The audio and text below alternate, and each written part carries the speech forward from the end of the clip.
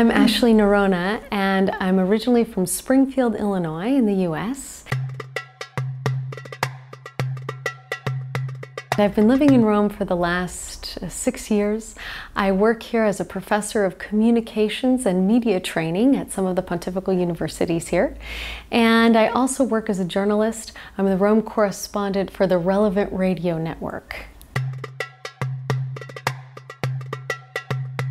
I do feel called to participate in the new evangelization, really by nature of what it is, because the new evangelization is the mission that we're all being called to embark upon, that we're all being deployed into.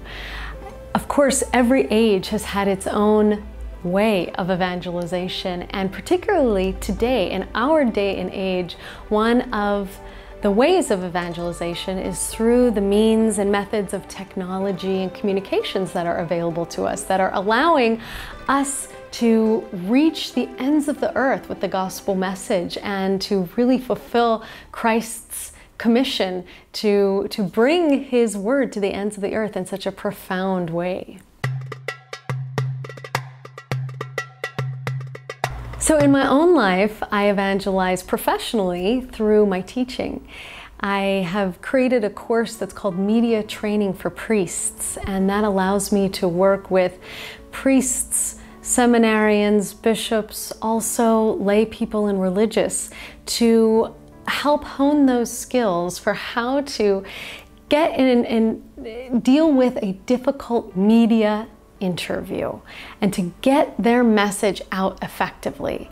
And it's a fantastic skill to be able to share, because in doing so, we're giving the message of Christ a whole new way to reach the ends of the earth, because by understanding that a media opportunity is an opportunity to share the truth, and it's not meant to be something that we have to shy away from or run away from, then we're able to reach so many more people than we ever could from the pulpit, for example. One of the ways that John and I evangelize in our personal lives is through the charism of hospitality. And when John and I married, we chose the charism of hospitality as one specific for our marriage.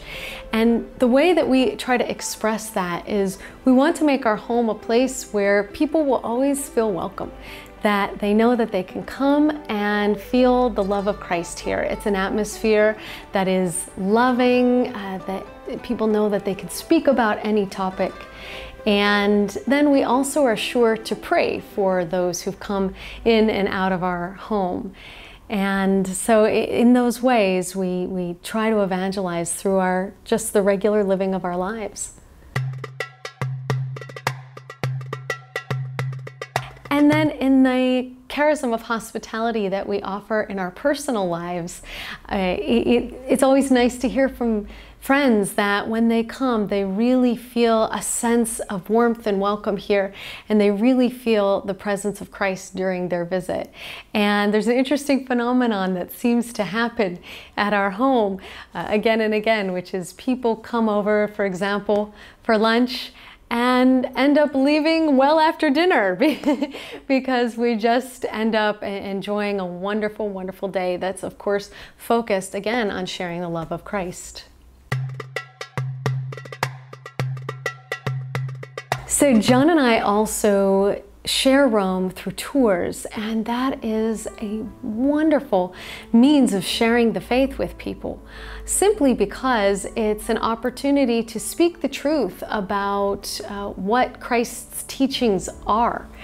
And people are very grateful for that, because ultimately they've come to Rome to learn. They want to know the truth. And also through the artists, we have the opportunity to speak about complex concepts of the faith, and using them as the mouthpieces.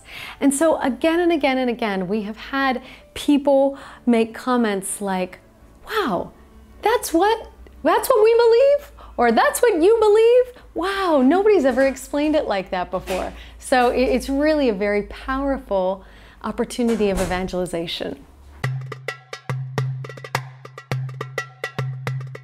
So it's worth making an effort to speak about Jesus Christ because we actually have the duty and the obligation to do so, because we have the duty and obligation to speak the truth.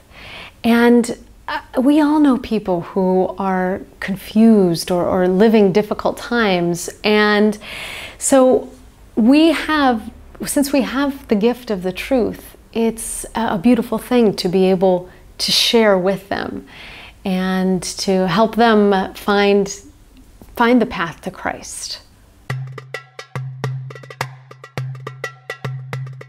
To someone who doesn't have faith, I would say that actually I believe that we probably have a lot more in common than they might think. I'd say that we're both people who love life, who love our families, who are trying to be good people, who want to help others, want to help the poor, want to make the world a better place. I would start with those things that we have in common, and then as time went on, and if a friendship should form and a relationship should develop and the Holy Spirit leads as such, then eventually I'd be able to provide the answers to some of the questions that they might have about life.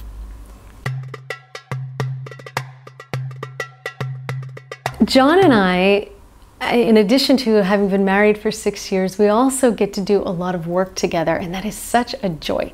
And one of the reasons is because we have different approaches and we have different personalities. And so in that, we get to just really approach people from different ways. And sometimes John's way may be more intellectual, sometimes my way may be more compassionate, for example. But somehow, between the two of us, the Holy Spirit lets us know what is needed and what the right thing is for that particular moment and that particular occasion.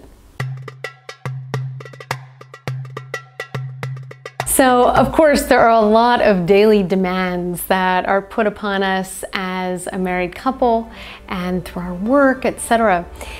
But the way that we manage to keep our focus on the Lord is really, I think, by keeping each other accountable in various ways.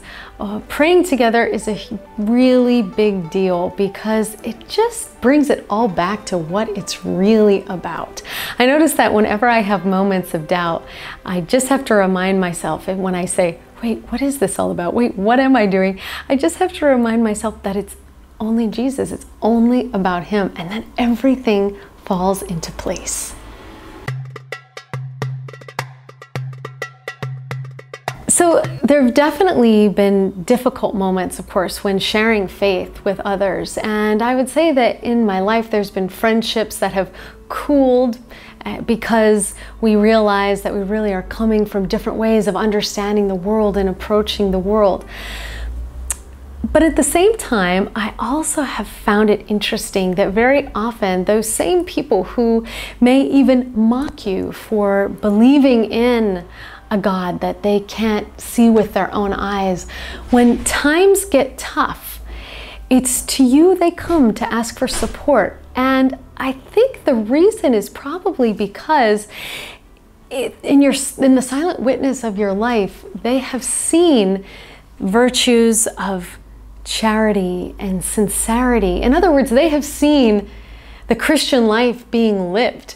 And ironically, the same thing, your faith, which might have caused a divide in the friendship, ends up being the thing that brings you back together and the unifying factor.